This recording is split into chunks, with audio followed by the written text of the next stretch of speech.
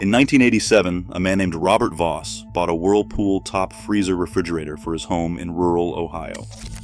He paid $480 for it. Adjusted for inflation, that is about $1,300 in today's money. That refrigerator is still running. It has never had a compressor replaced. It has never had a control board failure. It has never thrown a digital error code and locked him out of his own food. His daughter still uses it in the same kitchen today, 37 years later. Now compare that to what a repair technician sees every single week in 2024. LG French door units dying at year 4 from a linear compressor bearing failure. Samsung side-by-sides turning into expensive paperweights at year 5 because an ice maker mounted in the wrong compartment of the refrigerator has frozen its mechanical guts into a solid block of ice.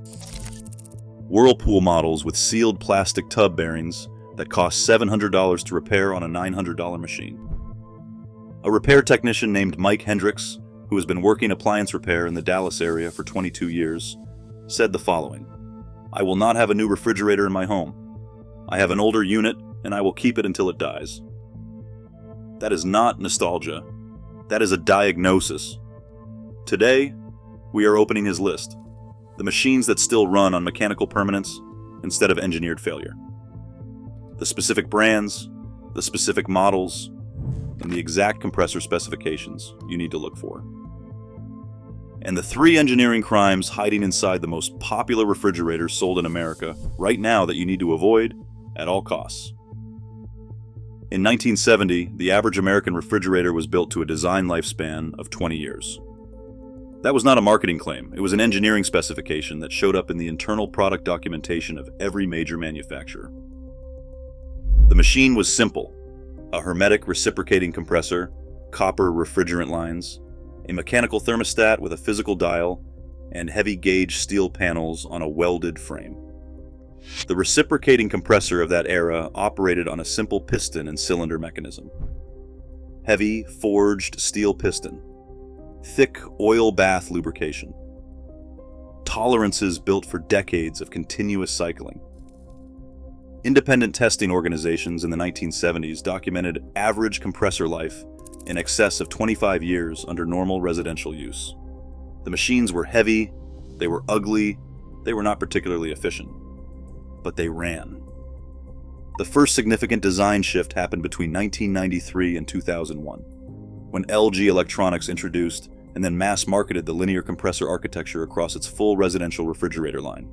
LG filed the original linear compressor patents in 1998, and by 2001 was installing the technology in models sold at retail price points under $1,200. The marketing claim was a genuine one in principle. Linear compressors are mechanically simpler, with fewer moving parts, and theoretically more efficient. The problem was not the concept. The problem was the metallurgy.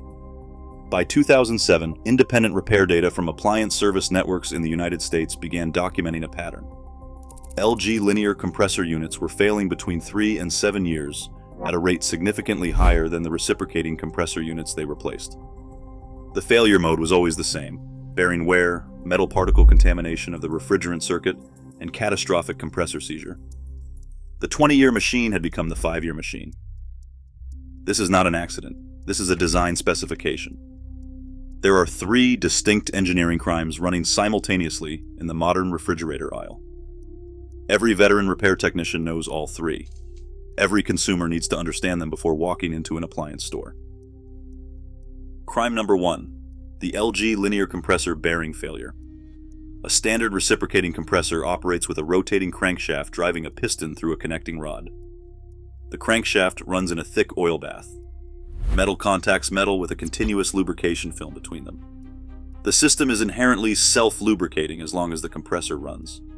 A well-built reciprocating compressor can log 200,000 hours of operating time before bearing failure becomes statistically significant. LG's linear compressor eliminates the crankshaft entirely. The piston moves back and forth in a straight line, driven directly by electromagnetic force. Fewer moving parts, more efficient power conversion. The problem is the lubrication architecture. In a linear compressor, the piston must be lubricated by oil that is pumped up through the compressor body from a reservoir at the bottom. The lubrication path is narrow. It depends on precise oil viscosity and a consistently operating oil pump mechanism. When the compressor runs at low speed during normal temperature maintenance cycles, oil delivery to the upper bearing surfaces drops. Over 3 to 5 years of residential use, microscopic metal particles begin to shed from the under-lubricated upper bearing. Those particles enter the closed refrigerant circuit. They contaminate the capillary tube. They score the valve seats. Eventually, the entire sealed system fails simultaneously. A new LG linear compressor assembly retails between $600 and $900 installed. The original machine often cost $1,200. Crime number 2. The Samsung indoor ice maker. This is a thermodynamic impossibility dressed up in stainless steel. The refrigerator compartment where your food lives operates at 37 to 38 degrees Fahrenheit. Ice requires 32 degrees or below. Samsung's solution was to mount the ice maker mechanism inside a thin plastic housing in the refrigerator compartment and pump sub-freezing air into it through a narrow duct connected to the freezer section. Every single time the refrigerator door opens, warm, humid kitchen air enters the compartment and contacts the below-freezing surface of the ice maker housing. Condensation forms on the internal plastic surfaces. It drips downward into the mechanical components. It freezes solid. The plastic drive gears attempt to rotate a frozen mass. They shatter. The ice maker stops. The duct that was pumping cold air into the housing is now partially blocked by ice accumulation. The freezer section starts running continuously to compensate for the thermal load. Your electric bill increases. The class action lawsuit documenting this specific failure pattern in Samsung top-mounted ice maker litigation, filed in 2017 in the District of New Jersey, lists more than 60,000 affected units. Samsung settled for undisclosed terms. Crime number 3. The sealed bearing tub on Whirlpool and Maytag front access freezer drawers. Since 2009, the lower freezer drawer units sold by Whirlpool Corporation under both the Whirlpool and Maytag brand names use a sealed plastic bearing assembly, and the freezer drawer slides in and out on a rail system.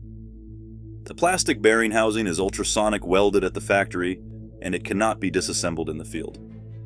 When the bearing fails, typically from thermal cycling stress and lubricant loss between 4 and 6 years, the repair requires a complete drawer rail assembly replacement at a parts cost of $280 to $420 plus labor.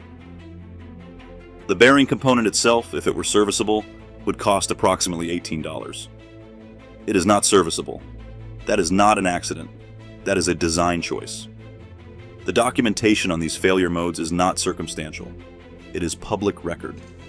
In 2021, LG Electronics settled a class action lawsuit called Terrill versus LG Electronics that specifically named the linear compressor bearing failure mechanism and documented premature compressor failure in LG refrigerator models sold from 2014 to 2019.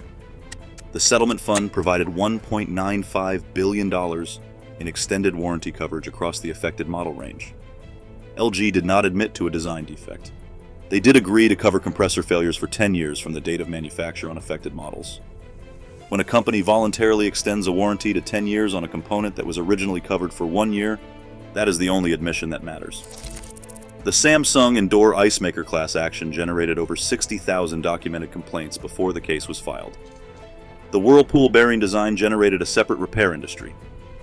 Independent appliance parts suppliers now sell aftermarket sealed bearing rail assemblies, specifically engineered to replace the original equipment manufacturer Whirlpool sealed unit with a serviceable version. That aftermarket product exists because the original was designed to be unserviceable. The refrigerator repair and replacement industry in the United States generates approximately $4.5 billion in annual revenue. That is not a typo. $4.5 billion per year. If the average American refrigerator lasted 20 years instead of 8, that industry would lose roughly 60% of its replacement revenue. The machines that still last 20 years are a direct financial threat to that model. This is not wear and tear. This is a design specification. Here's the mechanics list. Not brands to aspire to. Specific machines you can actually buy right now, with the exact specifications that make them outliers. The Amana Art 308 FDS top freezer. This is the closest surviving relative of the machine that Robert Voss bought in 1987. It uses a conventional reciprocating compressor from a third-party supplier, not a proprietary linear unit. and it has a mechanical thermostat system with no digital control board in the refrigerant management circuit. The retail price is approximately $650. It is not attractive. It does not have a water dispenser. It does not have Wi-Fi. It has a compressor that repair technicians across the country have documented running for 15 years without service. The Speed Queen refrigerator line. Speed Queen built its brand identity on commercial-grade durability in washing machines. Their refrigerator line, introduced in 2020, follows the same philosophy. It uses a conventional reciprocating compressor, all metal internal construction, no sealed bearing components, and a warranty with parts available for 10 years that is contractually binding. Their top freezer models retail between $800 and $1,100. Repair technicians who have worked on them report the internal construction is 2 generations behind current consumer design, which is precisely why it will still be running in 2035. Any top freezer unit manufactured before 2009 from Whirlpool, GE, or Maytag is worth considering. The sealed bearing design change happened at Whirlpool in 2009. The linear compressor proliferation at LG happened between 2001 and 2008. If you are buying used or refurbished, a top freezer unit from any major American brand manufactured between 1995 and 2008 is, by definition, built to a better mechanical specification than anything currently on the showroom floor. When buying used, check the model number against the manufacturer's production date database. All 3 manufacturers publish this online. You want the manufacturing date, not the purchase date. A unit manufactured in 2004 and purchased in 2007 is still a 2004 machine. I need to be honest about what this list can and cannot do. A 1998 Whirlpool top freezer with a leaking door gasket and a refrigerant charge that has degraded over 20 years is not automatically better than a new machine. The mechanical architecture is superior. The actual unit requires inspection. Check the compressor start relay. It is a $12 part that fails on older units and mimics compressor failure. Shake the relay. If it rattles, replace it before you condemn the machine. Check the evaporator coil for frost accumulation patterns that indicate a defrost heater failure. That is a $35 part on most machines from this era. The economic comparison is straightforward. A new LG French door refrigerator at $1,800 with an 8-year statistical lifespan costs approximately $225 per year of operation before energy costs. A Speed Queen top freezer at $900 with a documented 15-year lifespan costs $60 per year. A used Whirlpool top freezer from 2004, purchased for $150 from a certified appliance reseller, with a new start relay and a door gasket replacement, totals approximately $225 in acquisition and basic service cost for a machine that may run for another 12 years. That is $18 per year. The most advanced refrigerator on the showroom floor today has a 29-inch touchscreen on the door, internal cameras that send images to your phone, and a Wi-Fi module that connects to your home network. It will be in a landfill in 9 years. The ugliest machine on the floor, the white top freezer box in the corner that nobody photographs for their kitchen renovation, will still be running when that touchscreen unit is a memory. Stop buying computers that keep your food cold. Buy the machine. Buy the dumb box. Keep your money. Next, the washing machine. The spider arm bracket that LG and Samsung use instead of forged steel. The galvanic corrosion mechanism. And the specific Speed Queen model that independent repair technicians buy for their own homes, and why it costs more than a new LG and is still the correct financial decision.